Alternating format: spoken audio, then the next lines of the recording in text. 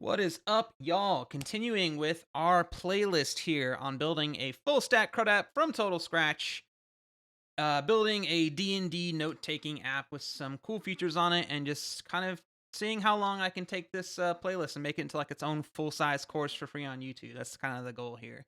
We left off talking about custom passport callbacks and dealing with their opinions and how things are set. We got things successfully going on logins by generating a token and sending it as a response, talking about how they're encrypted. They're not encrypted, they are encoded, and well, it's not running, so that would make sense. So let's go ahead and pop back on in here. Rocking the hot pink today. You know, I had to borrow my wife's shirt because I like the shirt that says death metal on it, and I figured it went well with this hat. This Kirby hat, which a friend got me for our Friendsmas gift. So yeah, this is where we left off. Basically, we had a successful login occurring, and we were taking a look at our payload and stuff like that. So let's go ahead and pick up where we left off. We're gonna see if we can't get register working in this video, as well as actually utilizing this token, which might be the approach we're gonna take here next. So I have this token, but we haven't talked about how we can actually use it. Like, essentially, our user has come to us, they provided their credentials, we authenticate them in our hotel database, going back to the hotel analogy now. We hand them their key card, which is represented by this token, and from there, we don't really care what our hotel guest does. They could go to the restaurant bar, which anybody can actually enter. That'd be like this notes endpoint right here. Well, it's kind of 404 because I have the Z written there. But if I do that one right there, this is a public API endpoint, meaning as long as you know what the endpoint is, you can make this request and see this information. So this is not privated in any way, so the token would do, well, no good for this request. It doesn't need to be there. So that is telling us that, you know, this is like our restaurant bar. Maybe it's our lobby. People can come in and just enjoy these facilities as is. But let's go maybe make a route that represents a user's room, or maybe like the gym or the pool. Like, you can't get to those without a hotel key card that you swipe to open the doors or use the elevator, for example, right? So the point is here, we haven't set up anything yet that can test the validity of this token against a private API endpoint of some kind. So let's go ahead and make one of those and see what we can begin to glean from there. We can, as always, roll our own middleware that will look for the token and verify it to make sure it's not expired, and to make sure that our server is the one that wrote it with that secret signature that we left off in our environment variable, right? So let's go ahead and make one of those and see what we can glean from here, right? So we're going to head to our API routes, and into notes, we're going to make a private one here just for testing. We'll do a router.get to the path of /private. So it'd be a get request to API notes private. That sounds good to me for just a quick test route here. We can always change it to something else later if we want to. I just want to test it and build out that middleware and show y'all how it works, right? So ultimately, we know some middlewares exist right here in the middle, but we don't have it yet. So for now, I'll go ahead and just set up my code, my boilerplate code for any API endpoint we're going to have. Our try catch that will then simply pass this along to our global error handler should something go wrong. We'll call this a private endpoint smiley face because we try to keep our code fun. Okay, now, how do I protect this? We need to have some kind of function middleware here that intercepts the request and says, yo, dog, does there exist a token on this request? If not, 401 unauthorized. You're not allowed to make this request. If it does exist here on this request, is it set up in the correct way? It can't just be applied all willy-nilly. Like, I can't just like have my hotel key card and then just like throw it up in the air and say, yeah, that should authorize me to come into the pool area. No, I have to follow whatever general scheme the hotel has set up, going, okay, you go to the pool floor, you go to a set of double doors, you can then hit a scanner with your hotel key card, and then you have access to the pool, a private endpoint of our destination, right?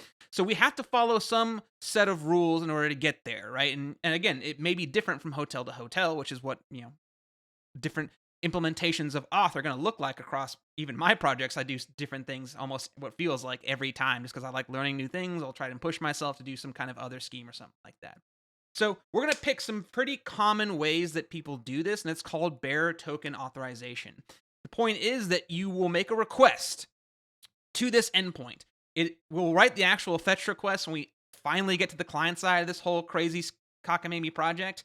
But for now, all we have is Postman to simulate our requests for us. So I'm going to copy this tab and make a new one for testing. We'll call it get private. Private endpoint is our response, so that's looking good right there. And now we need to somehow apply this token in a specific manner that's a common practice across the internet, right? And that is going to be in the authorization tab. But if you're curious, yes, you can actually just write it yourself. You're going to be adding it to your request headers. As we can see, Postman applies several by default. Whatever software or website you're using may apply similar or different ones, whatever.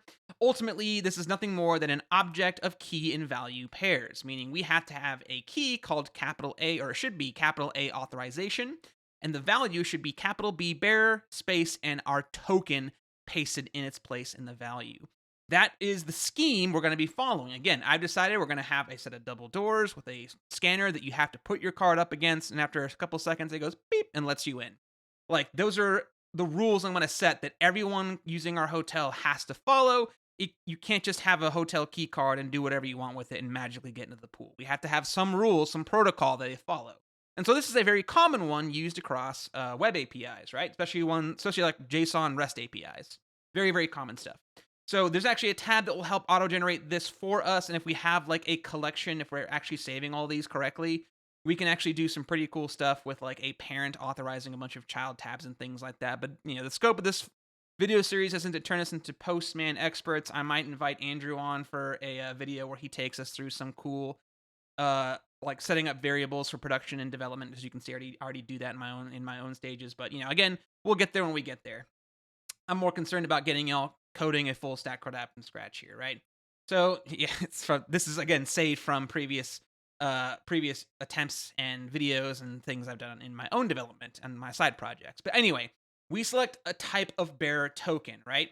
As you can see, there's a ton of different ones that we're going to find here. We're going to be messing with the bearer token scheme, and we're going to be taking our token that we've logged in with. So I'm going to go ahead and copy this without the double quotes, folks. Without the double quotes, copy it. I'm going to paste it in here, and there you go. We have now set up our bearer token strategy. Not strategy, scheme. It's called a scheme. Strategy is for Passport. But if we take a look at our headers now, we're going to see that our key and value pair have been auto-populated for us. Rather than us writing it by hand, we can just use that authorization tab right there. So capital A authorization is the key, and the value is capital B bearer, space, and that token, right? So right there is what we're looking at for how to verify this token. Now, I think there is some benefit in showing y'all how you can roll your own little token check right here, and then we'll switch over to using a passport strategy that helps streamline a lot of the process for us. As always, there's choices in what we have, and depending on how we go about things, like we roll it by hand, sky's the limit for what we want to add, but we're going to have to learn how to add it and all these other features. Using Passport, obviously, you'll probably have the same issue as the local strategy in that it has opinions on how responses are handled, so we'll have to write a custom callback for that and blah, blah, blah, blah. But ultimately, I found that rolling your own is really not that bad. What we have to do is confirm that the key of authorization produces something. We can do that either from the console log or from the route here. We're going to say, let's console log our request authorization key right there. So we're going to look at the authorization key of the incoming request via a console log. We're going to go ahead and fire that off. I have autosave on, folks. Yes, I do. Undefined. Well, that's interesting. Request authorization. I didn't spell it, did I? I may have.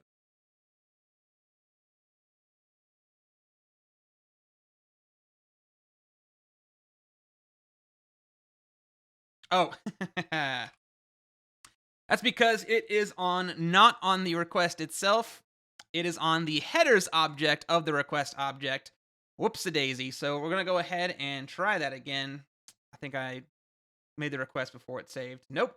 I'm just losing my mind slowly but surely here. Yeah, the request header should have a key of authorization, but maybe it doesn't want me writing it this way. Maybe I need to have to write it via... Yeah, well, authorization's right there. I'm surprised that unless it lowercase at all for me. That's interesting. I don't recall that being an issue in previous attempts on this thing here. Might be the newer version of Express that I haven't messed with too much. All right, so yeah, and even though it's capital A authorization from our incoming HTTP header setup here, it looks like they are put into lowercase here in JavaScript, which means that I can now just use the traditional dot notation method to get all the way here, right? So we had to say that this needs to be defined in order to move ahead, because if that authorization doesn't exist there, then well, it should be told to go away, meaning we could write something as simple as if there are no request headers authorization, then we simply need to stop this function here and send a status code of 401 with a JSON message of go away or something like that, or no token, like invalid credentials. Again, we'll keep it general so no one can really glean too much information from it. So yeah, I mean, that's like the first step of the way right there, to where if no authorization key is present, so if I go back to say no auth and click send, we do indeed and get 401 unauthorized and the invalid credentials, right? So that's how we make sure that we can confirm that they have some level of authorization on there, right? Looking at the console log again, we see that the value of request.headers.authorization gives us a string. And it gives us a string with a space in between the keyword capital B bear and our token itself. So as long as that is the case, we can then split that string into an array simply by saying split around the space if you do not mind. So we can take a look at what that looks like now in our console log. It gives me an array with two elements. The first element being capital B bear, the second one being the token itself. We can confirm that indeed, and you'll do it this way. Considering we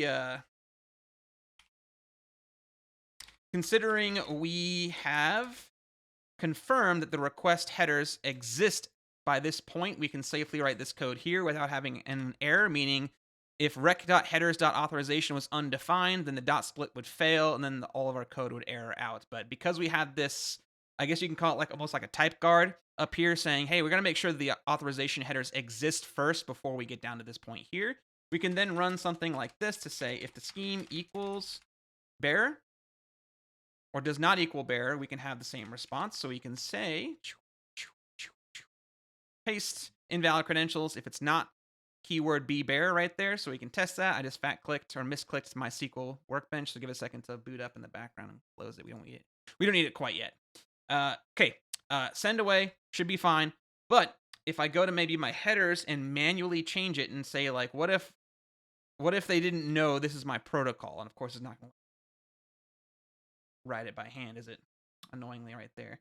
Let's try this. Let's add our own authorization value, and we'll do something like, maybe they thought it was just bear or something like that, and then let's pretend that's our token. This should fail because, well, bear is not the correct scheme. It's not the protocol I'm telling my folks to follow. But if I change it now to capital B bear, that should correctly split in the array now and confirm and pass that. So it passes that check here. Confirm they added authorization headers, confirm they're following our protocol, and then finally we have to take the token and verify it somehow, which the JSON Web Token library can help us with that. So import JWT from JSON Web Token. We're going to need our config because we're going to need to confirm that the signature on the token is in fact the one that we wrote here. So we're going to say I can't remember what it returns. I don't write this by hand all that often. What does this return? Verify. It needs to take our token and verify it by taking the token itself, which should be represented by this variable here, aka the first index string position. And then secondly, it needs to make sure the signature is correct. So that'll be the second argument, config.jwt.secret. That way it can verify that indeed this token we have is not expired and it's written by us because it has and matches our secret signature, aka it should be able to be decoded by that point. What does it return? Yeah, it returns a string or a JWT payload, which is what it's going to return to us. So it would return to us the payload after this token's been verified, And then that payload is what we can send as our response if we want to, just so we could visualize what's going on here. And it should be just be an object with any luck, with just ID inside of it. Except it'll have IAT and EXP in there as well. Okay, so all that aside, let's go and delete these headers because they're goofball. I don't need them anymore. Crash them. We're gonna go back to the authorization tab and go back to bearer token. This should be a valid token unless I set my expiration time really low. And we're gonna fire it away and see what happens. There you go. We now have successfully verified that this token is indeed legit. Let's take this token. We're going to go to jwt.io. We're going to paste yay token inside of there. We are then going to try and change something inside of it. Take this token and we're going to see what happens now, because this your 256-bit secret is not the same secret that my server signed the token with. So this is like some amateurish attempt at hacking. I want to see what ends up happening here. There you go.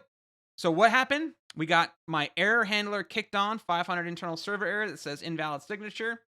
Looks like verify threw an error, which was caught by this, and then just daisy chained down to the global error handler, right, of invalid signature. So the signature was bad and it failed. That's exactly what we want to have happen. I'm going to head to my environment variable now and change this to 10 seconds. I want this thing to be invalidated very quickly upon successfully logging in. I don't have any logic telling my server to restart when changing environment variables, so I'm going to just recompile this sucker so it's up to date and in sync. Please and thank you. Come on, dead air. Okay, it compiled and should be running, I think. All right, cool. All right, so now that it expires incredibly fast, what we need to do is Johnny on the spot here. Log in, get this token. I'm going to copy it without them double quotes. We're going to paste it here and confirm it works. We got it. And then I'm going to ramble here for like another 5-ish seconds. And if we try again, we're going to see what error is thrown next here. So, hey, look at that. So the verify threw an error. So it's good that we have it written inside of our try catch block, as our catch block is catching it and throwing our internal server error here. Well, we could set that to be a 401. We'd have to send an error with a 401 status code, like make a new error, and if it says JWT expired or signature invalid, we could just do a test for that for the error message in our catch here. And if that's the case, 401 them and move them along the way. But again, this is just if you wanted to hand roll it. So I would just include this kind of logic here as my own middleware. But like I said, we already have Passport enabled, so I wanted to give you all an example of what rolling your own would look like, as basic as it would be. But let's go see what it changes to in the event we want to use something from Passport, right? Because they do have something built in for that for us. So long, imports right there. And we're going to go change this back to, I don't know, we'll do 30 days for whatever here. I don't really care. And I'll have to restart it as always. And as I'm restarting, we're going to install a new strategy for Passport to use. So npm I Passport JWT and the types for Passport JWT. There we go. Now we're cooking with gas. All right. I did not know that is a industry paid for term. Cooking with gas. I use it all the time. I don't want to shill for big gas. All right, cool. So npm run dev. There we go. Boom. And let's go. Now that it's installed, we got to head back to our lovely Passport configuration file where we configure the local strategy. This one will not be nearly as messy, thankfully, but it's going to be a new strategy, so we're going to have to make sure we remember to import it up top. Import Passport JWT from Passport JWT. Okey-doke. We're going to need while we're up here, I'll tell you we're going to need our config object. So we're going to say import config from the config directory. Because, again, if it's going to be verifying our JWTs, it needs to make sure that the secret is the correct one when it's verifying. So we're going to add this as a new strategy. We'll say, hey, Passport, we're going to use a new local, Passport JWT.strategy. This strategy, because it's a class constructor, is going to look like that. We're going to need to pass it a configuration object as well as a callback function to run that contained, if you all remember, the done function. And the first arg here will be the payload of our token. So when this strategy successfully runs, it will give us the payload and allow us to call that done function just like we did up here. So we can like call done with no error, call done with an error, or do some kind of message or something like that, right? It'll work the same way as it did in the local strategy. Now, in the configuration object, we have two required keys. We need to tell Passport what scheme, what protocol are we using. So we're going to say JWT from request. Where's it going to be on this request? How we want to find it here. And so the Passport JWT library has these built in for us. We're going to reference it by going to Passport JWT extract JWT. It's an object that has a number of methods on it for extracting the JWT from all those different types of auth that we saw available in Postman as that dropdown, right? So all these dropdown schemes that we want to follow probably have some corresponding way on the extract JWT object. If you saw momentarily there, we have a function called from auth header as bearer token that probably runs some similar code to what we had written by hand just a moment ago. And there you go. That's how it's going to know where to find the bearer token. Next, it will implicitly check for an expiration time for us with no issue whatsoever. And now I have to tell it what our secret or key is by saying it's going to be whatever the config JWT secret string ends up being. Okay. So in the code base here, we're going to go ahead and throw a done error like that. And then we're going to say simply, we don't really care. So we're going to call done. We're not doing anything lookup wise with our payload. It's just an ID. Now, this is where you can make a choice. If you wanted this to be similar to sessions, but not really, you could do a database lookup here. You could say, hey, the payload ID property, because remember, that's what my tokens had. They have an ID. You can say, hey, look this up in our database. Select star from users where ID equals payload.id. And if that's a match, then we have verified this user is a real person in our database, and we can then trust them to do whatever requests they're making. That's called like a stateful authorization standpoint, and you see it a lot more with session-based auth and not really what we're doing here with JWTs and bearer tokens. Because that incurs a database lookup every single time someone makes a protected API endpoint. Great for security, not great for scaling, and can a lot of times be just totally unnecessary. The point of the JWT is that we trust between the person that issued it and the person that requested it, that we can trust they are who they claim to be. We can trust the payload's claim saying, I am this person's ID, because we verified it via a signature, some other things, algorithm, and expiration time. So we can trust this token. So we can do a stateless authorization strategy here by not incurring a database lookup. So I have to do nothing on the payload other than just daisy chain it along the way. So from here, we can go ahead and actually let's go ahead and write our custom middleware for it, because, well, like, we know that we have some default responses that Passport already has. We might as well go ahead and code up one of these right here as well. So we'll say export const check token. I'm going to do copying and pasting of the function types, because it's the same thing, rec res next. This is an express middleware. And it's going to run similar looking code in the sense that we will run passport.authenticate JWT. Checking some notes here, Do I need to do that? Hold on. Does that make sense? Okay, yeah.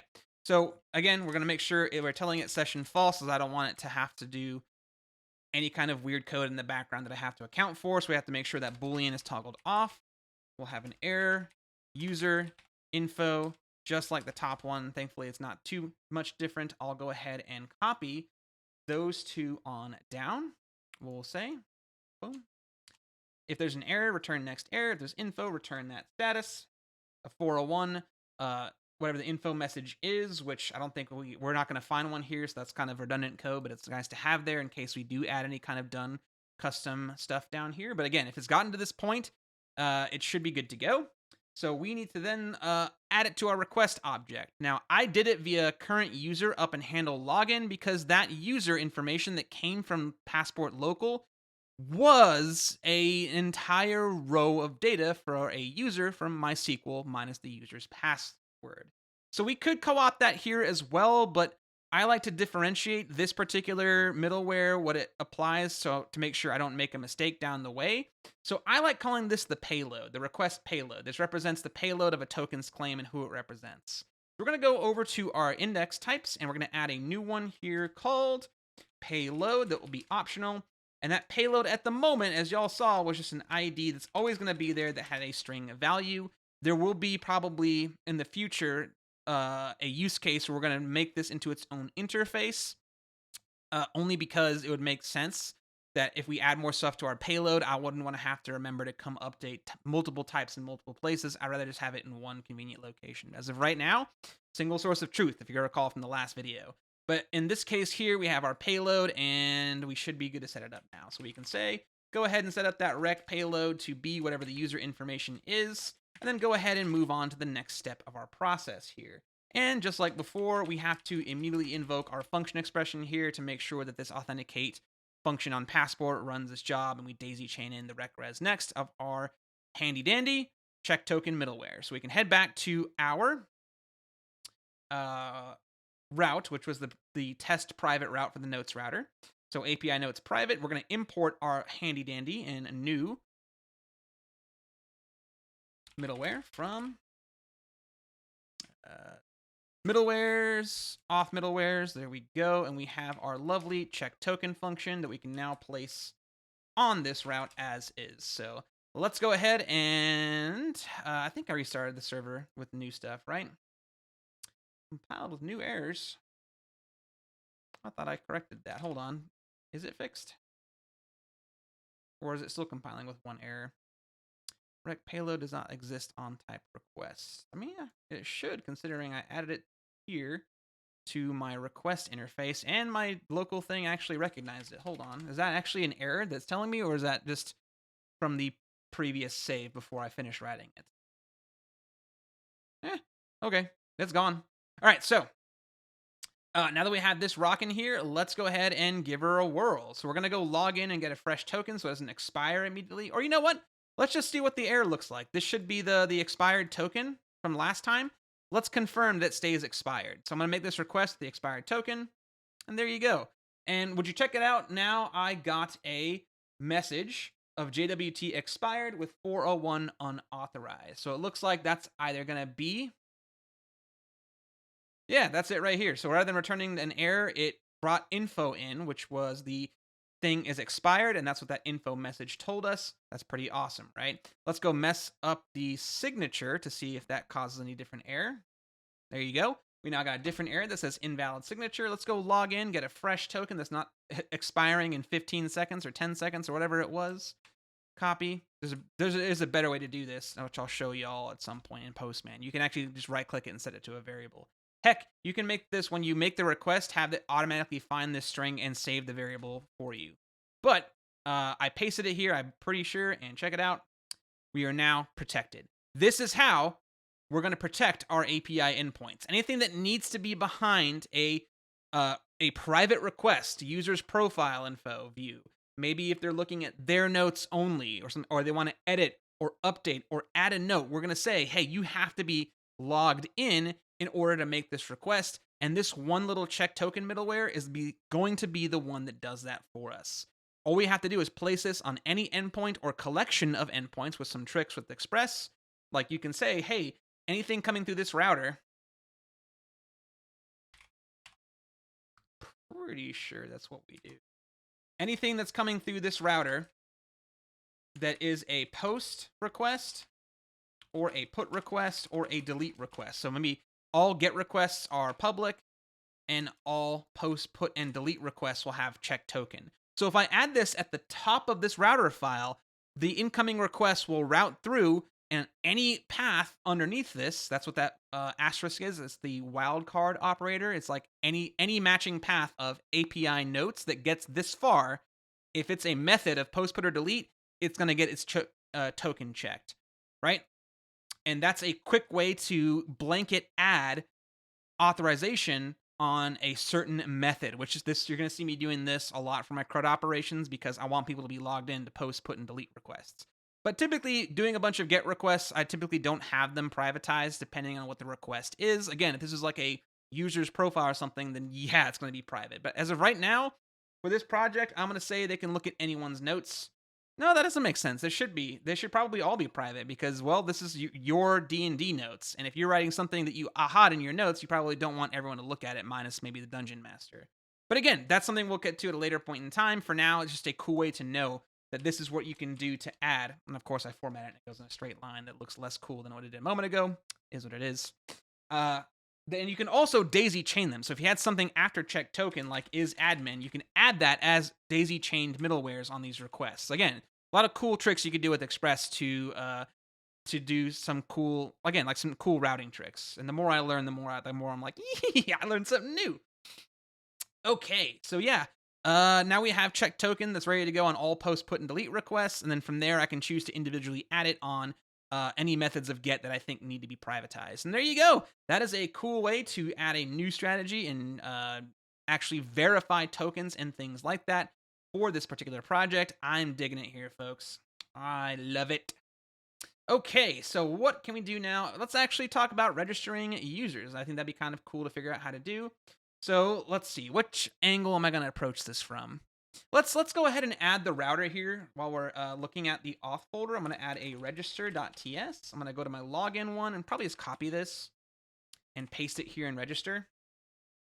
And I'll change this to make sense. There we go. It's a post request to auth register. I won't need my handle login middleware. I may or may not need my create JWT depending on how I go about this. Because as of right now, we don't have a user ID or a current user by getting here. If we're registering a new user, we have to insert them to our database, generate that ID, and then we can make the token based on that ID. But again, in large-scale server projects, you typically work in several layers. You typically have a routing layer. That would be having a bunch of these. I mean, you could have something that looks akin to the following.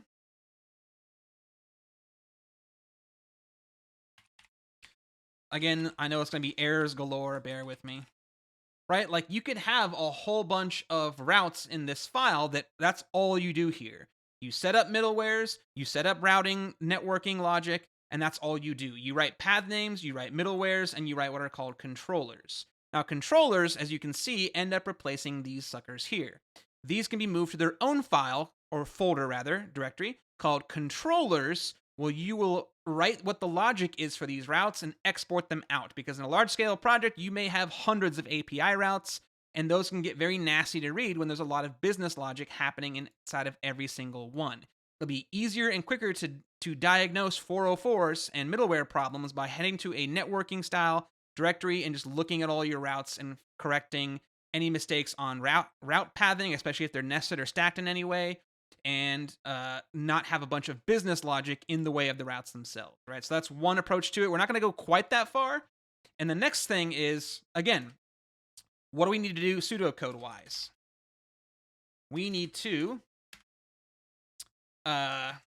check if email is already registered, right? Because if they already have an email that's registered, we got to make sure that, well, it doesn't exist in our databases. If it does, we can't register that email. It already exists. And honestly, before that, we should probably check if email is valid. Before we even bother sending it to a database query to see if it exists or not, let's make sure it's valid. Let's make sure we have some regular expression. I know it's like deep speech, but we can always use like regex library to find one that suits us. I actually have one prepared in my notes for copy paste that you will find in the GitHub repository of this video. So that's where you can go find the crazy regular expression I'll use for checking if an email is valid, like maybe a set number of characters and special characters that we don't want to use. We could have some kind of check for that, right?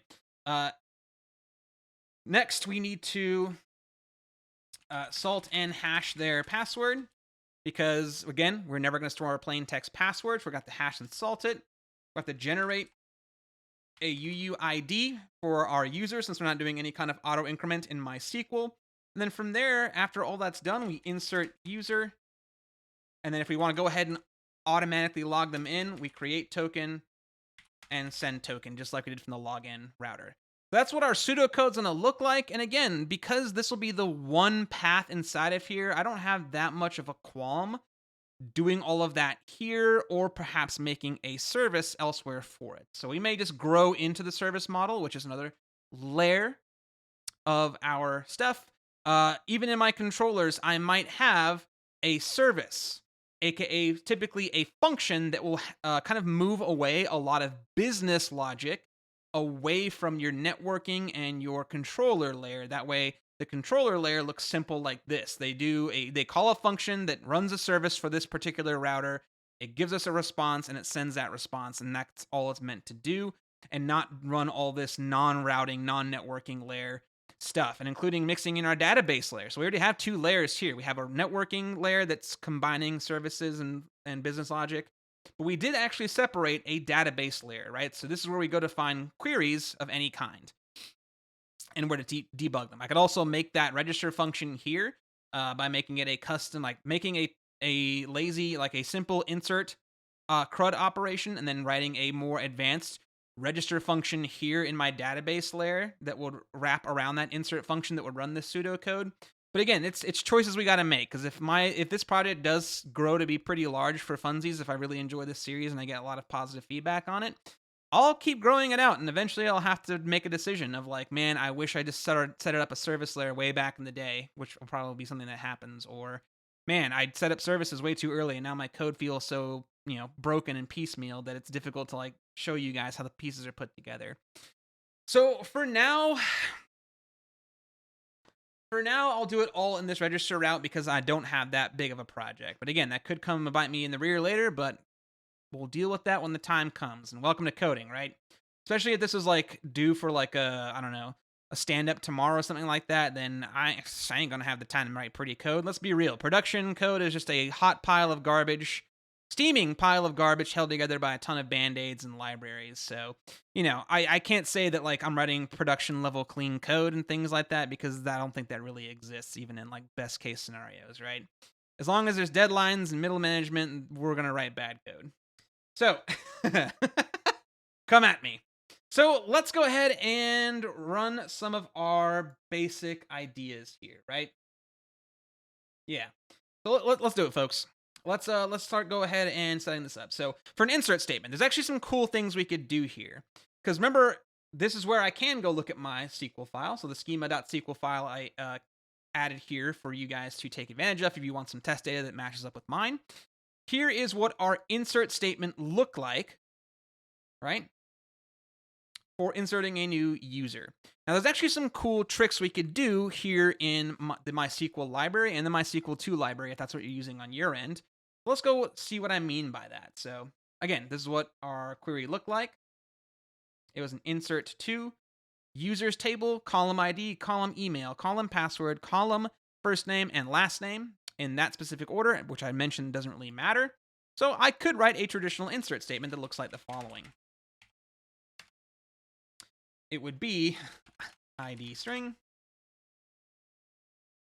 email string, these are all required, password string, first name string, last name string.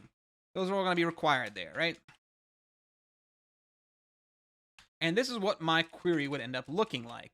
And if I am not mistaken, I think query will default to a type of, did I write any, or did I write the MySQL OK packet? I can't remember what I decided to do with that one. Where is the query utility that I wrote? There it is. Yeah, I did t equals any for now. Okay, so we'll talk about a type for that in just a minute here. But our query would have our SQL query right here in the string, and then we're going to have our we're going to have our escape values right there, because again, we're going to do something similar to this right here. We don't want to get SQL query injected. So I'm going to write the following. Insert into users, ID, email, password, first name, last name. All right. Value, and then we can do one of these. And yeah, we could go this path and write each argument here in the array as well. But again, I made a very simple users table that I will probably add a bunch more columns to later. And if I choose to do that, then I'm going to have to remember to come back over here and add all those extra values, right? I'm going to have to remember to come back and add extra question marks, extra column names, extra args, and then extra order in the array to make sure it all matches up the order of question marks for my values. And that is not a great way to scale. So here's a cool little trick. I'm just going to take these args and move them into an object because, again, when I'm passing in a bunch of things like this, I like using an object more than I like doing. What you fussing at about now?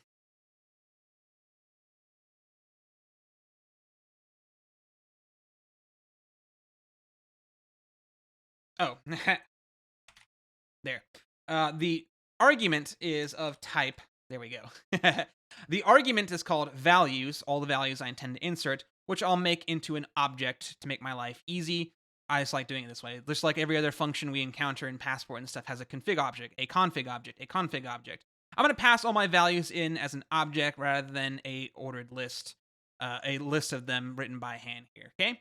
So with that change, an object can actually be done here rather than a values array for escape values. We can just pass an object in directly. Now we can change our insert statement to a different style. So if you didn't know, we can write inserts in one of two ways in MySQL. We saw the traditional way, which is up here, right? And we can also choose, so I'm going to make a new line so y'all can actually see it. We can also do it the following way. Insert into, if I can spell, into users, set ID equals, and whatever the ID happens to be, comma, email equals. So this is actually almost looking like an update statement, right? And so on and so forth. You just write a key equals value pair for each thing you're looking to insert. And that's another way of writing insert statements into MySQL. Now, we can actually take advantage of this syntax with the MySQL and MySQL 2 libraries by simply writing the following stuff. I'm pretty sure that was it. Yeah. So what it's going to ultimately do is if our values that we're passing into this insert query are indeed an object that look like this. I know it's missing columns, but again, I just want to give you all an example. I think with me converting it, I think you can see what it does. I can pass an object in to insert as values, and if my query looks like this, then the formatted SQL will be generating this, a successful insert statement. I like how I just reversed it only to come back and add it again.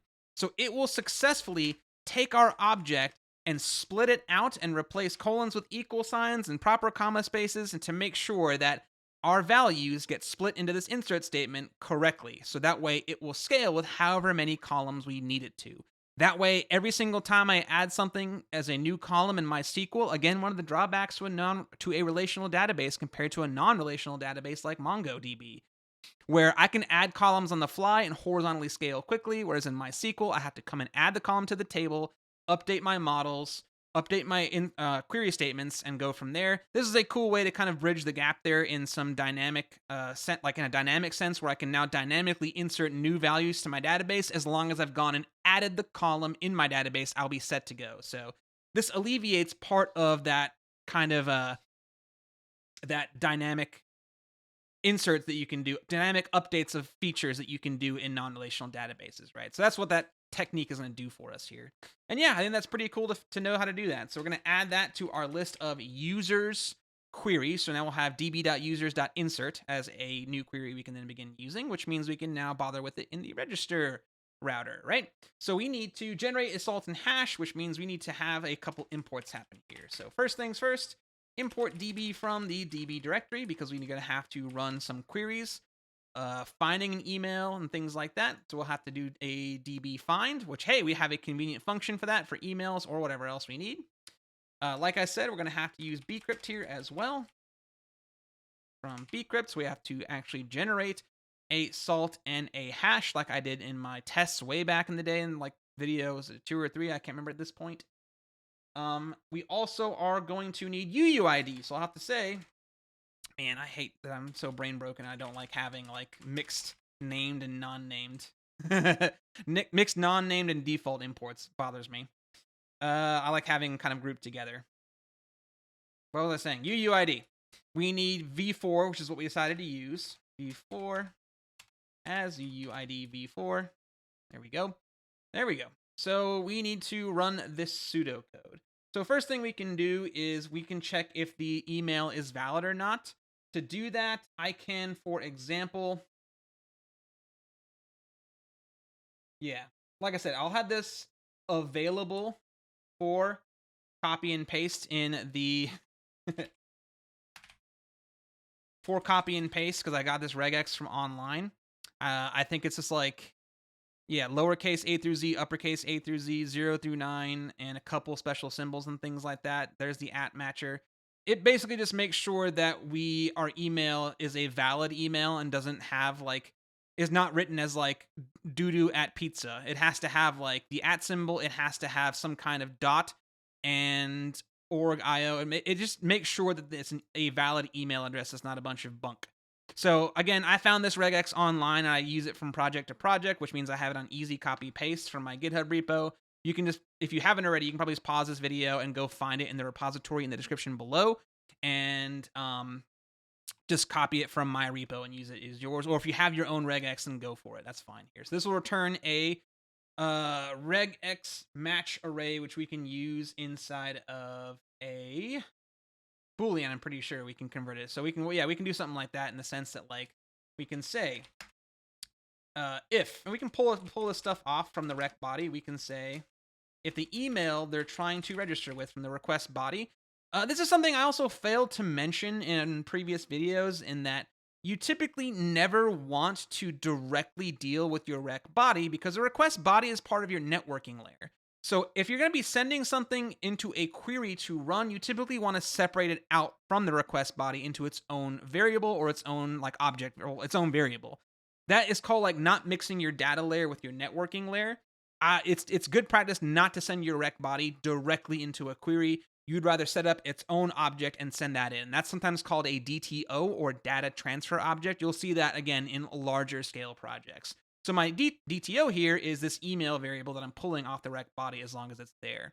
So I need to make sure that not only is the email real, because if it's undefined, I want to make sure that I send a bad response, which would be sending a status code of 401 and a JSON message of email invalid or it's not there, right? Which we can just say email invalid, right? If there's not an email, that would just say email invalid, and then or if is valid email returns not true. If it returns not true, that means it's invalid, so that's what we have to do there, I'm pretty sure. That makes sense. Yeah. Cool. So if the email is non-existent or it's just simply not valid, then send that as the primary response here. Let's go ahead and this will be a pretend token, so I'll pass in 123 as a test ID. Again, we're testing here, test. Let's go ahead and set up to see if this register route works or not. So new route, I'm gonna copy the auth one, paste, this is a post request, and we'll change it to register, right? So if there's no email, hey, classic Luke. I made the register endpoint. I wrote it out. What I haven't done yet is added it to my auth index. So I have to import the auth router, the register router. I'll do a quick command or control D trick right there. And then I'm going to copy and paste this and add it there as well. So now I've successfully added to my auth router. I was like 404, but I have the endpoint. I've done this a million times. What can I say? So yeah, always make sure that you are indexing each new endpoint you're writing, or each new like endpoint file you're creating here. So let's try that again, but good that our global error handler caught it. And there you go. Invalid email. Okay, let's now go and add a request body of raw. Give me some of the raw, the JSON right there. It'll have an email property that says test@test. Send. Email invalid because test at test is not a full email address, so it's not happy with that. If I do test at test.com, we got a token with the fake 123 ID because the email is now valid. I don't know if what special symbols and all it had for invalid email. I don't know if I can do carets. Oh, I can. Cool. Well, the regex checks for valid email addresses, and that's rock and roll right there. So when we saw it didn't have the @ symbol, it fails. If it has the @ symbol and it didn't have a correct dot at the end there, it all catches invalid. So a great little regex to make sure our email address is valid, and we have that pseudocode written out. So check if email is valid. Next, we need to make sure that the check if email is already registered, right? Because if it is, this shouldn't continue. Was it throwing an error or not? Yeah, okay, so I have to make sure I return this response status to make sure it doesn't continue in the code logic. Okay, next we have to say const. If it's valid and exists, that means that we can then do a lookup on it. So I can say, do I have async up here? No, I do not. Async. We can now say await a query to db users.find the column of email, try the email that we've confirmed exists and is valid. And then we need to define if that user exists or not, right? And we'll console log email found to see what we get here. I know for a fact I have no test at test.com in my database, so we're going to get the token, and our log shows us undefined because they don't exist inside of there, right? But if I change it to, I think it was guest at test.com, it finds that person in our database, which means we have to tell them, hey, email is already registered, right? So we can say, email found was undefined, right? So if we can say if it exists, right, then we can tell it to kick us out because, well, it shouldn't continue, right? So we can say if email found is truthy in value, because undefined would make it falsy, which would then skip this statement. Return one of these right here. There we go. Or again, I could choose to, instead of doing something like this, I could say const error equals new error with a message of invalid email. And what was the status code for bad requests, y'all? Bad request. Again, that would be 400 bad requests. That'd be something due to a client error, so something's wrong with it, Or 40, I mean not 401 because that doesn't mean unauthorized. We can set it up. Or I can just say like error set a status property of 400, and then we could throw that error as our response instead, and that way these here will feel a bit more. I like how I reverse it from email invalid to invalid email. Email as our test here. Already registered. That way we can leverage our global error handler a bit more effectively. Maybe that's something I can choose to do from my other bits of code as well. Let's go see what happens now. Guest at test.com. Email already registered. Test at test.com. Successful. Test at test no.com. Invalid email. And we are actually getting error codes now. All right, cool. So again, that was a pretty cool way to utilize our global error handler by throwing errors from our conditions, not having to remember to write return statements all over the place and make it look a go. But there you go. There we go. We checked our emails registered already, if it's valid or not, if it exists or not. And if we've gotten this far, that means we can successfully generate a user. We can insert them, right? So we can go ahead and begin doing so. We can say user DTO or data transfer object. We'll have an ID generated by UUID. And we can, I'm going to make the assumption that the request body will just have the correct properties on it. So I'll go ahead and spread it out here, aka the email we've been gunking with. So again, this seems kind of overkill doing it this way. Yeah, I mean, I'm just going to copy what's on the request body. I'm going to assume the request body will have their email, their correct ID, the email, the password, which you haven't salt and hashed yet, so this actually won't work the way I want it to. That's a shame. You know what? Let's just do it that way. Now, this won't scale all that. I mean, this will scale nicely, but it presents a couple problems we're going to have to work with. Let me... Okay, so here's what I'm trying to say. The request will ultimately have the correct values. password, whatever they're trying to register with, their first name, Mr. Test, and last name. I know I forgot double quotes there. Get off me. Test. Cool. We know that's what the request body is going to have. So if I just spread this out, it will correctly create a user DTO, just that the password hasn't been hashed yet. So this will add an ID along with all these spread out values here, so that will scale nicely. But from there, we have to actually correctly salt and hash their password, which means we got to do the same stuff we learned from bcrypt from before. Well, I will say const salt equals, hey, bcrypt, generate a salt for us of 12 rounds at least. Keep it asynchronous for here. And then from there, we need to actually generate their password. So I can say, take their password and hash it. A bcrypt hash their password with this salt. And then I can then say, hey, user DTO, you have a password called property that I am overriding you with into something called hash instead. So what I want to do now is console log my user DTO before we actually take this and insert it and see what happens. Instead of using 1, 2, 3 here, I can now begin using user DTO.id because that should represent the value I generated from UUID successfully, and that'll match up with what my tokens are already expecting. We're going to save the file, let it run. Got a token. And let's go take our console log. Yeah, and check it out. We have generated the proper object for our insert statement. And again, I could have chose to pull out all of the properties here individually and then just reran them down here. It's just choices here, right? Ultimately, I knew I wanted it to be a scaling object of some kind, but I knew we would butt heads with the password, so this is my solution to it. So now that the user DTO password is there and the object is ready to insert, we can test that insert statement. Let's go ahead and take a look at that. I'm going to say const result equals await db.users.insert my user data transfer object.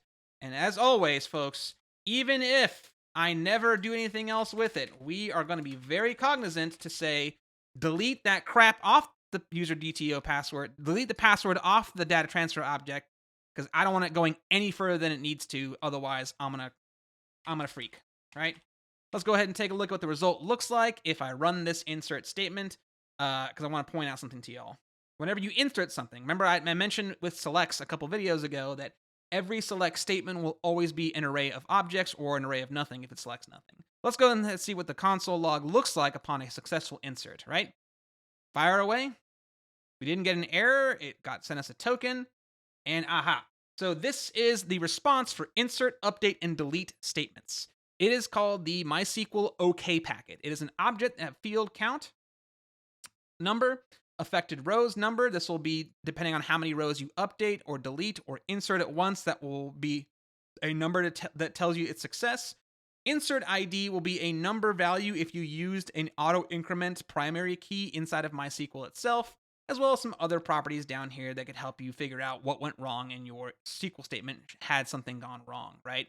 So I think that's pretty cool to know, which means that if we know that's the default response for everything but select statements, we can actually leverage that information and head back to our query utility in the pool file and say, rather than any, we can say it will be a MySQL.OK packet as the default response type if we don't tell it what the response is going to be. That's better than an any right there. That's a bit more a structured solution.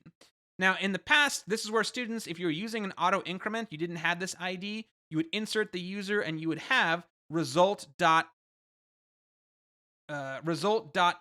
ID would be the value for your token, right? So this would be result.insert ID had you been using the auto increment of MySQL built in. But because we're not, I don't have to worry about that here. So I want to make sure as long as that result ran successfully and didn't throw an error, we can actually say even the following. I don't even care what the result is. As long as the insert statement doesn't throw an error that will be caught by our next error catcher right there, then we should be good to go to register this user and have them be logged in. We can test this as well in a number of different ways. I can head to my login and try test at test.com. It finds the user and logs in, and if in case you really don't believe me, let's head to our database and run a select star from users. And wouldn't you know it, we now have test at test.com and guest at test.com. That's what I'm talking about. Yeah, so we have some pretty solid code looking so far. We're getting closer and closer to finally adding some notes and adding features and moving on to the front end for this full stack CRUD app from scratch series. As you can see, this is why I mentioned that running your server architecture in layers, typically at the very minimum, database, routing or networking, and services, can help clean up a lot of the business logic inside of otherwise a simple routing file. So I'll deal with that in a future video. If there's interest, let me know. But for now, I think I've gone on long enough, and we have added some really cool code to this project here. And again, I'll push it to GitHub so y'all can copy this email is valid email function, or just find one of your own on Stack Overflow. So make sure to like, comment, subscribe, and keep on following this playlist as I build out this whole application as a side project for myself and for you guys to pad our portfolios to help us get those better gigs out there. Bye.